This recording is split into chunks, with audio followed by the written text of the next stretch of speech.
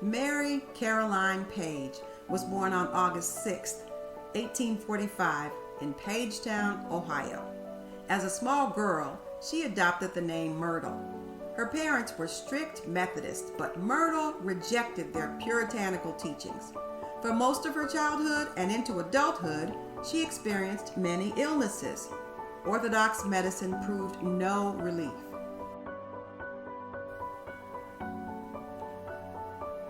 After graduation from Oberlin College, she moved to Texas. Charles Fillmore met Myrtle in Texas, where they married. She felt there was nothing she could do because she'd been sick since a little girl. Charles and Myrtle went to a class taught by Dr. Eugene B. Weeks. Myrtle left this talk with a stronger faith in God and a new way to pray. She said, "I am a child of God, and therefore I do not inherit sickness." She eventually awoke to spiritual self-healing, which she credited for significantly improving her health, including recovery from chronic tuberculosis.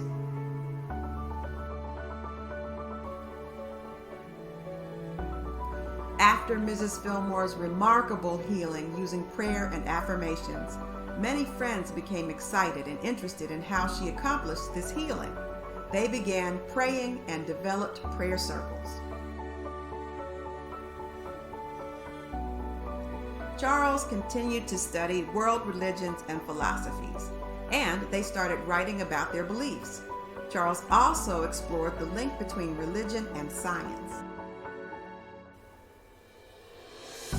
They subsequently published Modern Thought, a national monthly magazine devoted to spiritual questions.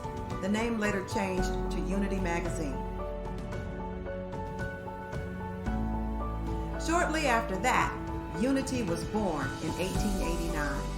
Unity grew from small prayer circles in living rooms to the worldwide movement it is today. Myrtle Fillmore died in 1931. People call her the Mother of Unity.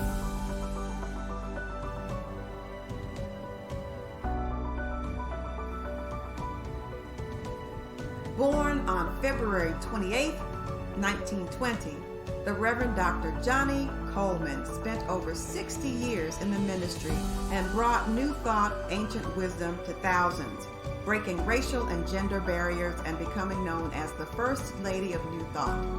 Johnny Coleman was born in Centerville, Alabama, and was raised in Columbus, Mississippi. The high school valedictorian then moved to Texas to attend Wiley College. There, she played tennis and hoped for a career playing saxophone. She received her bachelor's degree in 1943. She taught in Chicago public schools until being told she had an incurable illness. Not accepting that, and with her mother's support, Johnny Coleman enrolled in the Unity School of Christianity in Missouri. While there, she integrated student housing, which had previously been open only to whites.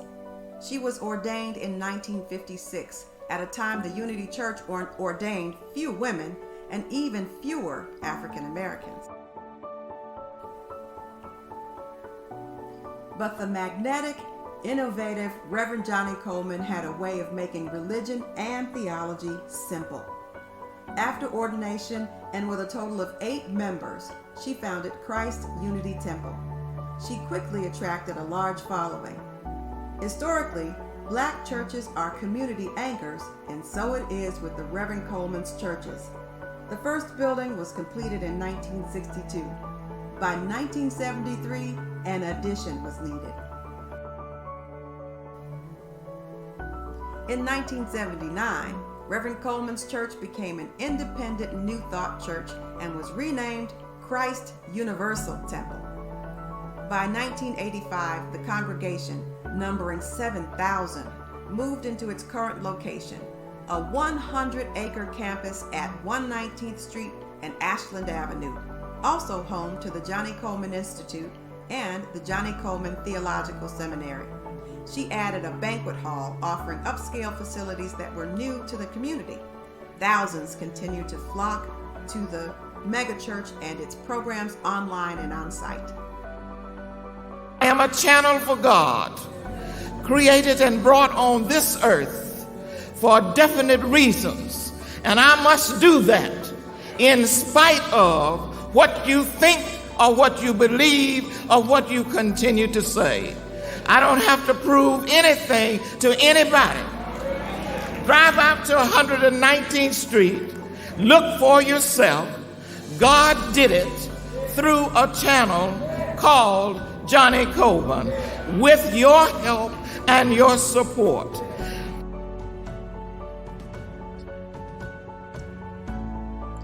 Knowing the need for a coalition of independent New Thought churches and study groups, Coleman's dynamic leadership led to the organization of the Universal Foundation for Better Living, Incorporated, in 1974. Also in 1974, the Johnny Coleman Institute was established. Thousands of students have graduated and gone on to become licensed JCI teachers and UFBL ministers. An early media pioneer, in the 1970s she hosted a weekly program, Better Living with Johnny Coleman. As her reputation grew, she became a frequent guest on both TV and radio.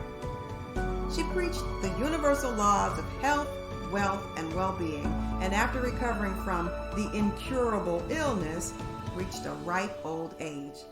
Always impeccably dressed, she lived in a 22-room mansion with her mother, employed a cook and a chauffeur, and owned a white limo and a yellow Cadillac. No reason the preacher should be poor.